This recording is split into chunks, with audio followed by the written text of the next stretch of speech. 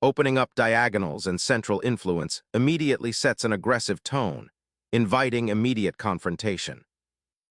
Asserting immediate central counterpressure, Sicily immediately contests white's e-pawn, creating asymmetrical pawn structures and a dynamic battleground.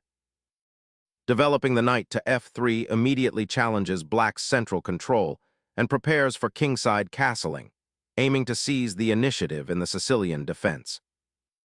Solidifying the center and preparing for queenside expansion, this move grants black flexibility.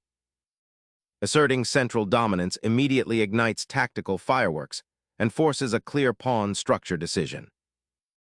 Opening the center immediately sharpens the play, creating tactical possibilities and a dynamic battle for central squares.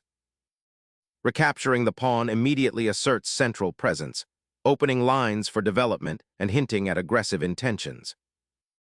Developing the knight to f6 applies pressure on the e4 pawn, a natural piece of Sicilian defense strategy.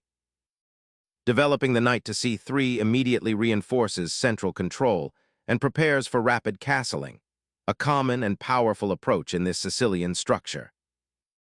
Preparing a queenside pawn thrust, perhaps for a later b5 advance, while also subtly preparing to contest the center.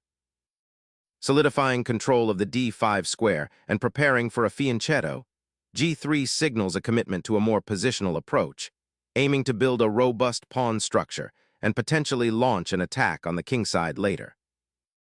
Confronting the center immediately, this pawn thrust boldly stakes a claim, seeking to dislodge white's knight and gain breathing room for black's pieces, particularly the bishop on c8. It challenges white's central control, forcing a decision about the knight's future placement and potentially opening lines for counterplay. Initiating a strategic retreat for the knight, this maneuver acknowledges the pressing pawn advance and seeks to redeploy the piece to a more defensive or active square, perhaps supporting the kingside or aiming for a central outpost, while crucially avoiding the immediate skirmish and preserving flexibility for future development. Developing the bishop to target the e4 square, preparing for kingside castling, and contributing to central pawn control, this piece finds a natural outpost, creating potential for future pressure on white's center. Challenging black's developing pieces, this bishop placement immediately pins the knight and potentially strains black's queenside development, forcing a decision on how to address the new pressure.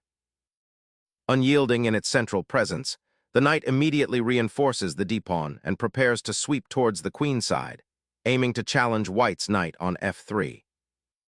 Clearing the diagonal for the queen's bishop by offering a trade creates an immediate positional dilemma, forcing black to decide whether to maintain the pawn structure or break the knight's influence.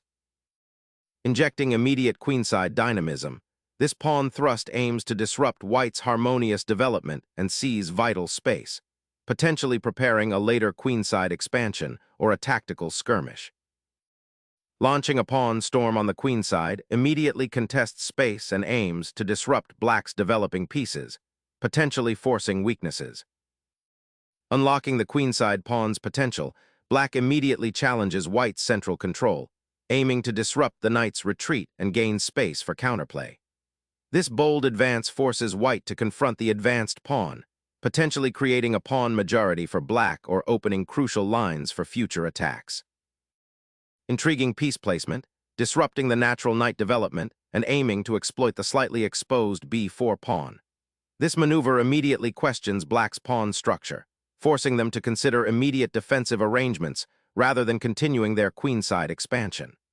White seeks to gain a spatial advantage and potentially open lines for their pieces should black decide to support the advanced pawn. Exchanging the knight on d5 immediately simplifies the position, removing black's most actively placed piece and potentially opening lines for white's queenside expansion. But it also releases the pressure that knight was exerting on the e7 bishop. Opening up a diagonal for the queen, this maneuver immediately targets black's queenside pawn structure while simultaneously preparing for potential central pawn pushes, aiming to exploit the temporary outpost created by white's knight withdrawal. Black initiates a strategic skirmish on the queenside, aiming to disrupt white's centralized queen and exploit the open b-file for their rook, potentially unsettling white's pawn structure and creating counterplay. The bishop, having served its purpose in controlling key diagonals and preparing the kingside, is exchanged, simplifying the position and initiating a tactical shift toward the queenside where black's pawn structure is less robust. The black king's relocation to e7, while seemingly defensive, unlocks a potential for active piece play along the central files and diagonals, but it also exposes the monarch to unforeseen threats should the queenside pressure from white subside or a swift central breakthrough materialize. A tactical repositioning, the queen elegantly retreats to a less compromised square, aiming to shield the nascent pawn's storm on the queenside and prepare for potential counterplay down the d-file. Reinforcing the central pawn structure and preparing to challenge white's queenside control is the objective here, aiming to break the rigidity that white's pawn chain imposes. Shifting the bishop to g2 reinforces the kingside and prepares for potential pawn advances like f4, aiming to control more central squares and create attacking opportunities. Developing the bishop to b7 offers a more active diagonal for the piece, aiming to eye white's queenside and potentially support a future queenside pawn advance, while also creating a bit more breathing room for the king tucked away behind its pawns. Reclaiming the center and preparing to double rooks on the d-file demonstrates an immediate plan to exploit the slightly compromised king position after black's *kxc7* maneuver. This aggressive central assertion forces black to confront the new threats or allow white to gain a significant positional advantage. Introducing a formidable pressure on the queen's flank, this deployment of the queen subtly contests the d3 square and prepares for a potential advance of the b-pawn, aiming to disrupt white's pawn structure and gain queenside space. Securing the monarch behind a protective pawn shield now allows white to consider activating its remaining pieces without immediate existential threats. Unfurling the pawn on a5 aims to challenge white's queenside space advantage, potentially forcing a decision on the b-file or aiming to prevent an impending c3-c4 advance, though it does solidify black's queenside pawn structure at the cost of potential flexibility and opening a diagonal for white's bishop later. Opening the d-file now allows white's queen's rook to participate, potentially pressuring black's somewhat exposed king. A bold attempt to challenge white's queenside pawns and free up the bishop, though it risks weakening the dark squares around black's potentially vulnerable king. Recapturing the queen with the d2 square maneuver forces a decision about the queenside pressure, aiming to centralize the queen after the preceding exchanges and potentially prepare a queenside pawn push or support a central pawn advance by redeploying for improved coordination. Focusing on central control and piece activity, black's rook now anchors the c-file, a vital pathway that has been hotly contested. This placement not only prepares to challenge white's potentially dominant queen if it stays on d3, but also activates the rook from its passive initial square. Consider the long-term implications for pawn structure and piece maneuvering. This seemingly simple move injects a new layer of dynamism into the game, potentially forcing white to reassess their immediate attacking plans and consider their own defensive requirements. Preparing to free up the g-file, perhaps for a later rook lift, or to enable the f-pawn to advance and chip away at black's kingside pawn shield. Unleashing a pawn thrust on the kingside to disrupt white's coordination, black aims to gain space and potentially open lines. This aggressive pawn push signals an intent to challenge the central structure and pressure white's castled king, but it also creates potential weaknesses behind it that must be carefully managed. Attempting to solidify the queenside and potentially prepare a b4 advance, white fortifies this wing, but it comes at the cost of restricting the bishop on c1 and creating a potential outpost for black's knight on c5 should the pawn structure shift. The move simultaneously offers a pawn to black if they choose to double pawns on the b-file, which might lead to an early queenside initiative for black. Sacrificing the bishop for the knight might seem unusual, but it fundamentally alters the pawn structure, potentially opening lines towards white's monarch by removing a key defender and creating an isolated d-pawn for white. This exchange simplifies the position, but the long-term consequences of a weakened kingside for black, combined with white's still connected pawn structure, will require careful maneuvering to exploit. Liberating the queen from its somewhat passive outpost, white reclaims central influence and prepares for a potential pawn push on the kingside, aiming to pry open lines near black's castled position. The rook's bold advance to the third rank creates immediate pressure along that critical horizontal, aiming to disrupt white's pawn structure and potentially tie down the queen. Unlocking the c-file after black's ambitious pawn push is the immediate goal, aiming to challenge the isolated d6 pawn and potentially disrupt white's king's safety. The rook now slides across the back rank, eyeing the now open c-file and creating an immediate tension with white's own rook. This maneuver isn't just about claiming a file. It's a clever repositioning that simultaneously defends the d6 pawn indirectly and prepares for a potential rook lift to the third rank, adding attacking potential. It also subtly threatens to double rooks on the c-file if white isn't careful. Exchanging the rooks here opens a clear pathway for white's queenside expansion, threatening to isolate black's now somewhat exposed monarch and creating long-term structural advantages. The exchange of queens has just occurred, leaving white with a slightly more active rook on the c-file. This captures back material equality, and now black faces the challenge of developing their queenside pawns effectively, while white consolidates their central control. Safeguarding the monarch from potential incursions down the central files now becomes a priority, freeing up the rook for more active operations later. A strategic consolidation begins as black reroutes their queen to a more active central square, aiming to pressure white's d3 pawn and prepare for potential kingside action. The rook slides over to the queenside, a calculated repositioning aimed at reinforcing the vulnerable pawn and potentially rerouting to a more active file, perhaps the newly opened file after any pawn exchanges, while simultaneously creating a flexible defensive shield for the white king. Solidifying the kingside pawn structure after a series of exchanges, this move prepares for potential pawn advances and limits the scope of white's queen on the queenside. Fortifying the king's security by repositioning the bishop to a less exposed square, anticipating any potential penetration down the d-file or pressure on the queenside pawns. Seizing initiative, black redirects pressure towards white's queenside pawn structure and begins a coordinated assault on the open c-file, aiming to dismantle the already precarious defensive setup. Reinforcing the e4 pawn's advance is the immediate goal, but locking down the king's safety with this advance could prove a double-edged sword, potentially weakening the dark squares around the monarch. Unleashing the rooks, this advance plunges a rook deep into white's weakened queenside, threatening to shatter any hope of solid defense. It's a bold statement, aiming to disrupt white's coordination and create immediate attacking chances. Reassessing the board's dynamic balance, the queen's repositioning to g2 seeks to enhance its defensive capabilities and potentially prepare for a more aggressive posture on the kingside, while simultaneously keeping an eye on potential incursions by the black rook. Suddenly, the queens exchange, a pivotal moment that simplifies the board and potentially opens lines for immediate attack.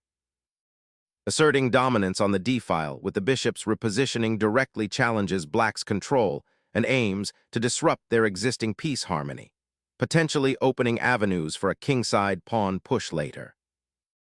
Seizing the passed pawn with the queen opens up a whole new tactical vista, but it simultaneously exposes the black monarch to potential counterplay along the now unblocked d-file. Initiating a queen exchange under these circumstances is a bold attempt to simplify into a favorable endgame, leveraging the superior placement of white's rooks and the king's exposed position. The rook's capture on f3 drastically alters the board's landscape, transforming a complex middle game into a far simpler, but potentially precarious, endgame for black. With a significant material advantage, white now needs to navigate the remaining pieces carefully to convert their lead, while black's hope lies in activating their remaining minor pieces and disrupting white's pawn structure. The freed f-file presents an immediate avenue for counterplay, but the isolated pawn on white's queenside could also become a future target if black can't generate sufficient pressure elsewhere. Relocating the king to the second rank initiates a critical defensive maneuver, aiming to tuck his majesty away from the open files and potential attacking lines that have emerged. This repositioning prepares the king for a more secure role in the ensuing middle game or potential endgame, offering better protection against black's active pieces and central pressure. The rook embarks on a daring infiltration, aiming to disrupt white's queenside structure and potentially create a passed pawn if the opponent falters. The bishop's relocation to d3 aims to fortify the kingside pawn structure and prepare for potential piece exchanges, creating a more stable defensive setup while keeping options open for future development, perhaps to a more active square if the opportunity arises later. The knight's daring leap to e4 opens up a complex tactical skirmish, aiming to disrupt white's central pawn structure and gain immediate attacking potential. This aggressive maneuver forces white to reconsider their defensive setup and potentially exposes weaknesses around the king, especially given the recent exchange of rooks.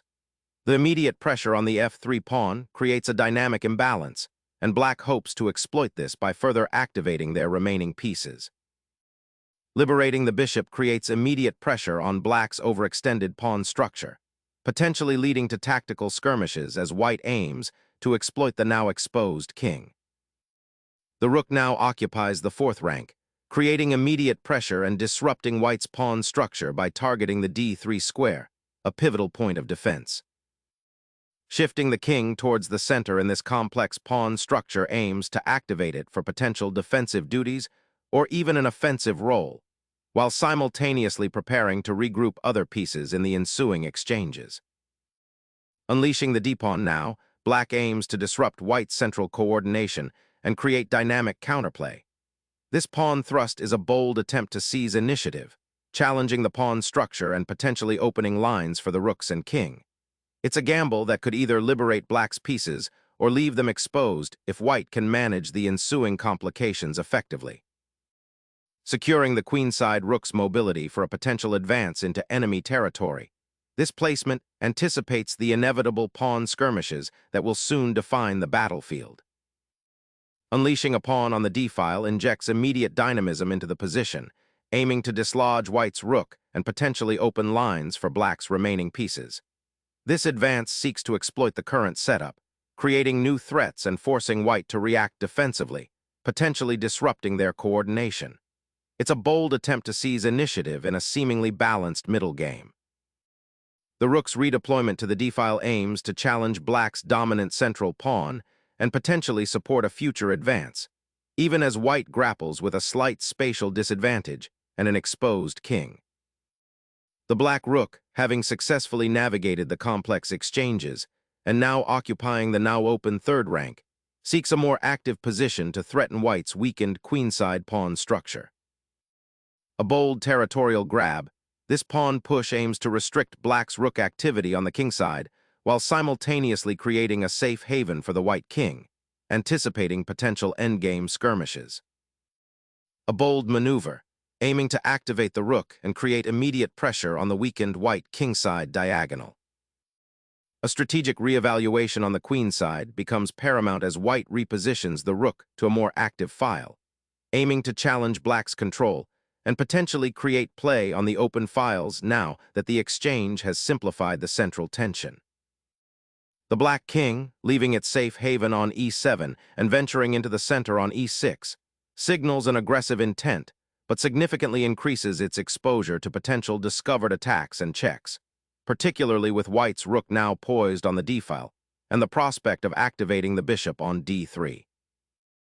Focusing on the king's precarious situation, white's king retreats to g2, creating a defensive screen with the pawn structure and preparing to offer some passive support.